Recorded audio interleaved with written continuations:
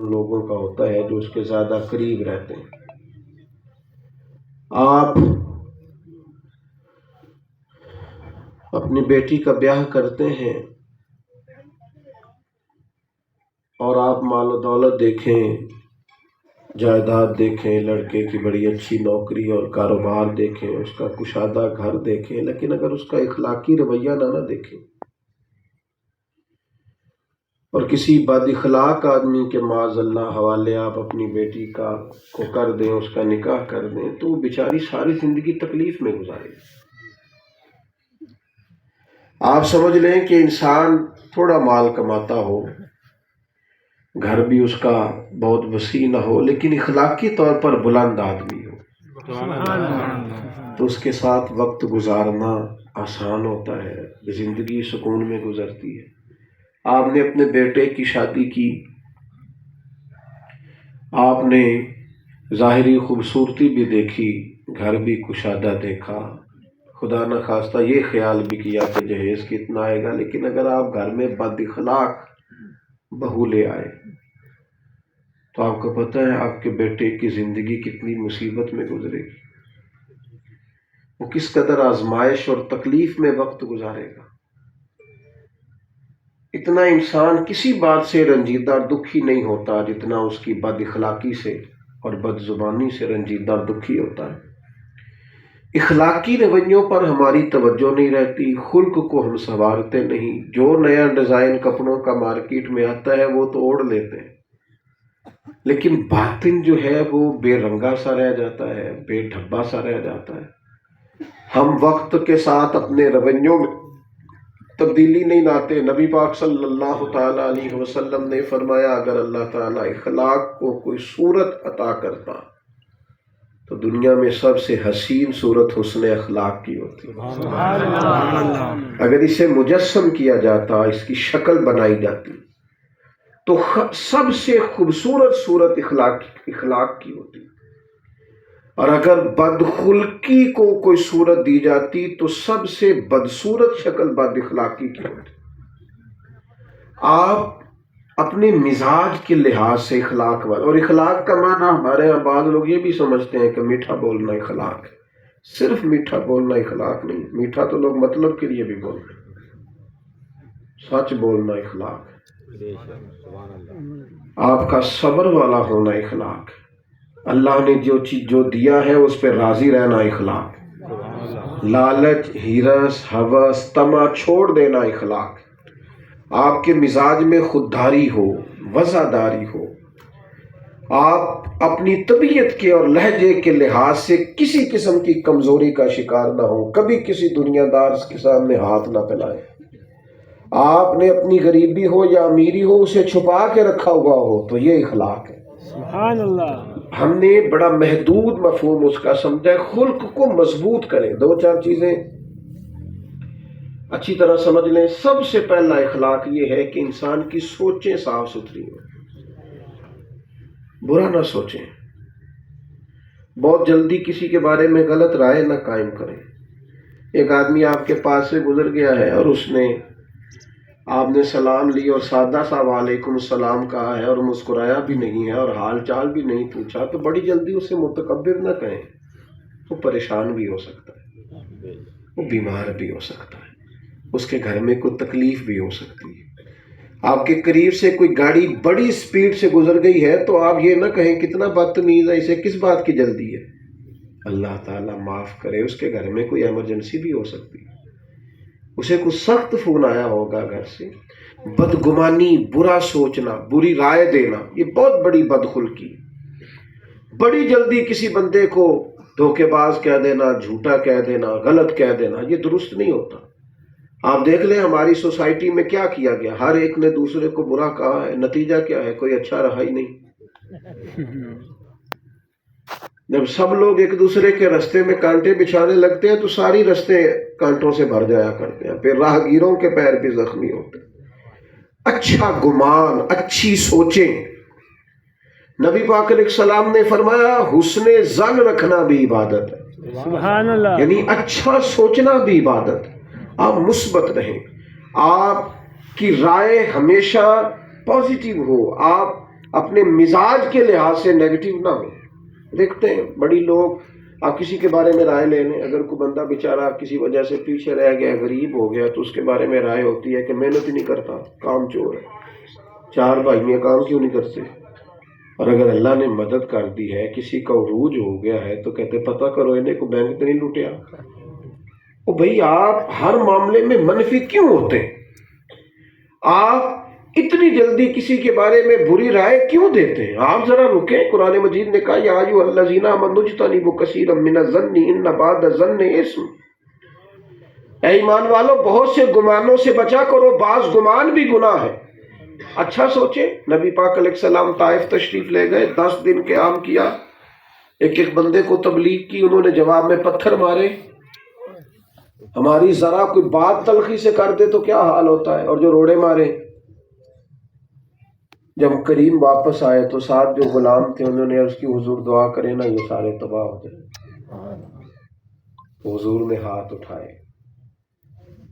تو جس طرح بندہ اپنے بچے، چھوٹے بچے کے، نادان بچے کے بارے میں رائے نہیں دیتا، حضور ہاتھ اٹھا کے فرمانے لگے اللہ انہیں ہدایت دے دے، انہیں پتہ ہی نہیں یہ کیا کر رہے ہیں. سبحان اللہ. اس طرح بندہ کسی نادان آدمی کے بارے میں، بچے کے بارے میں بات، اسے پتہ ہی نہیں ہے، ابھی سیاڑا ہو جائے گا، وقت گزرے گا، ٹھیک ہو جائے گا. یہ سوچ کا زاویہ ہے.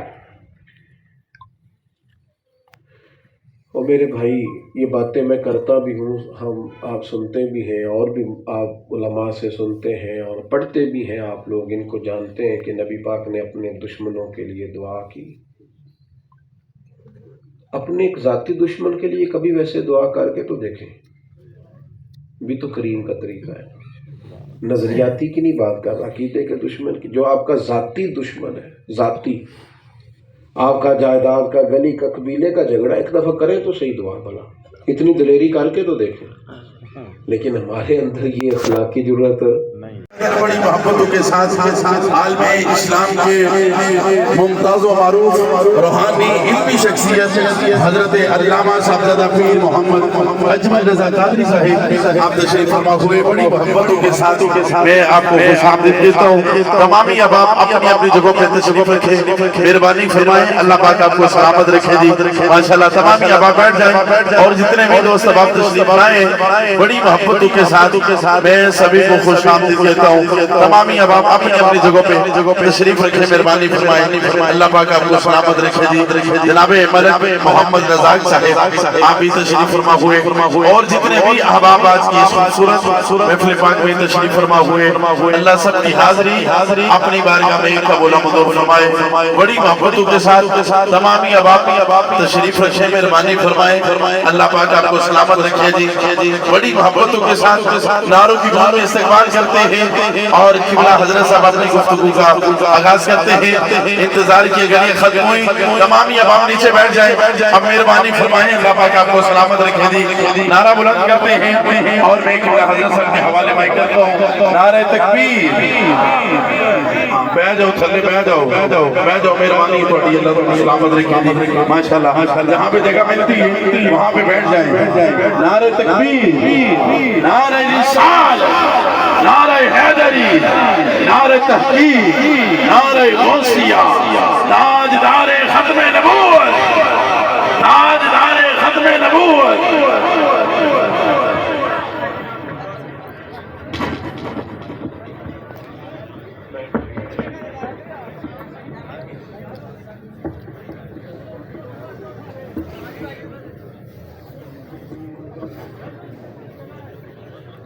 نحمده ونصلي ونسلم على رسوله الكريم. أما بعد، أعوذ بالله من الشيطان الرجيم. بسم الله الرحمن الرحيم. وإنك لعلى خلق عظيم. صدق الله العظيم وصدق رسوله النبي الكريم الأمين. ونحن على ذلك لمن الشاهدين والشاكرين، والحمد لله رب العالمين. إن الله وملائكته يصلون على النبي یا ایہا الذین آمنوا صلوا علیہ وسلموا تسلیما الصلاۃ والسلام علیک یا رسول اللہ وعلی آلک واصحابک یا حبیب اللہ. سارے حضرات درود شریف پڑھیے. الصلاۃ والسلام علیک یا رسول اللہ وعلی آلک واصحابک یا حبیب اللہ. تمام تعریفیں، حمد و ثنا اللہ تعالی جل جلالہ کے لیے، اور درود و سلام نبی اکرم نور مجسم شفیع معظم صلی اللہ تعالی علیہ وسلم کی ذات والا صفات کے لیے حمد و صلات کے بعد انتہائی عزت و تکریم کے لائق بزرگوں، قابل صد احترام بھائیوں، دوستوں، علماء، مشائخ، عزیز دوستو، اللہ کے فضل اور اس کی توفیق سے ہم اس دینی محفل میں حاضر ہیں. اللہ ہمیں اخلاص کی توفیق عطا کرے. یہاں ہمارا مل کے بیٹھنا ہمارا مالک اپنی بارگاہ میں قبول کرے، ہمارے گناہوں کو معاف فرمائے اور ہمیں اعمال حسنہ کی توفیق عطا کرے. اللہ تعالیٰ نے قرآن حکیم میں نبی پاک علیہ السلام کی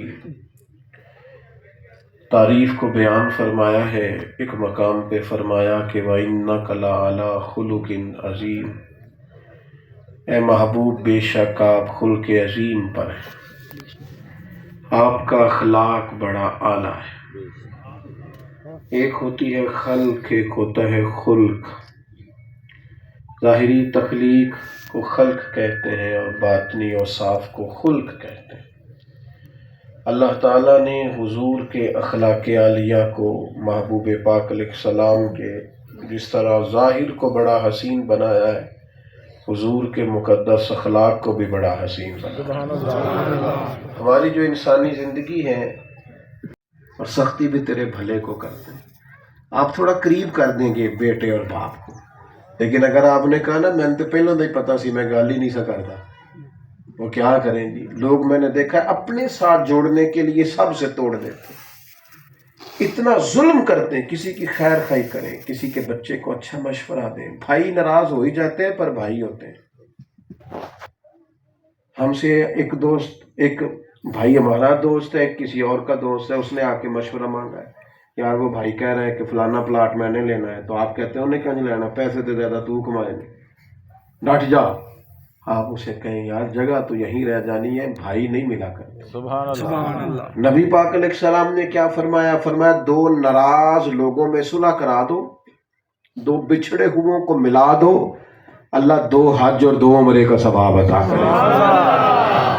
لو یہ مفت والا حج کرو، روز کرو، لوگوں کو ایک دوسرے کے قریب کرو، نفع دو. یہ اعلیٰ اخلاق ہے. توڑا بھی جا سکتا ہے، جلتی پر تیل بھی ڈالا جا سکتا ہے، لیکن جو لوگ میٹھے اور ٹھنڈے کا انتظام کرتے ہیں وہ لوگ خوشیاں بکھیرتے ہیں، محبتوں کو فروغ دیتے ہیں. تو 3 باتیں میں نے اس مختصر نشست میں آپ کی خدمت میں عرض کی ہیں، اس لیے تھوڑا قبل دعا کر رہا ہوں تاکہ آپ باوضو ہو کے نماز میں پہنچ سکیں. ایک تو یہ کہ اچھا سوچیں، ایک دوسروں کا احساس پیدا کریں، اور تیسرا لوگوں کی خیر خواہی کرنے کی کوشش کریں. اللہ تعالیٰ عمل کی توفیق عطا فرمائے. بس دعا ہوگی کہ پروگرام چلے.